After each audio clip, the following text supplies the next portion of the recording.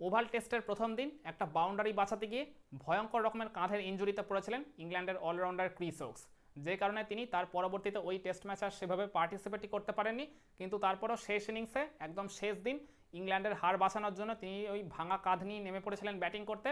কিন্তু তারপরও আনফর্চুনেটলি তিনি ইংল্যান্ডের হারটা আটকাতে পারেননি। কিন্তু তারপরেও তার ওই যে বীরত্ব, তার ওই যে সাহসিকতা ক্রিকেট মহলে সবার প্রশংসা যথেষ্ট কুড়িয়ে নিয়েছিল ওই সময়।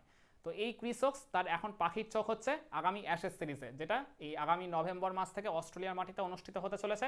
তো সেই অ্যাশেজ সিরিজে যে কোনোভাবেই হোক খেলতে চান ক্রিস ওকস, কারণ তার বয়স হয়ে গেছে এখন 36। এই সিরিজটা তিনি কোনোভাবেই মিস করতে চান না, সেই কারণে তিনি এই মুহূর্তে কাঁধের ওই অপারেশন বা সার্জারি করাবেন না। চিকিৎসকরা তাকে জানিয়েছেন ওই সার্জারি করলে তার এখন ওই 3 থেকে 4 মাস পুরোপুরি মানে সুস্থ হতে সময় লাগতে পারে। আর অ্যাশেজ সিরিজ কিন্তু শুরু হতে আর ওই 100 দিনের মতো বাকি রয়েছে। সেই কারণে ক্রিস ওকস একটু ঝুঁকি নিয়ে হলো তিনি রিহ্যাবিলিটেশন প্রসেসে যেতে চান, আর যে প্রসেস থেকে তার পুরোপুরি ফিট হতে মোটামুটি ওই 2 মাস মতো টাইম লাগবে।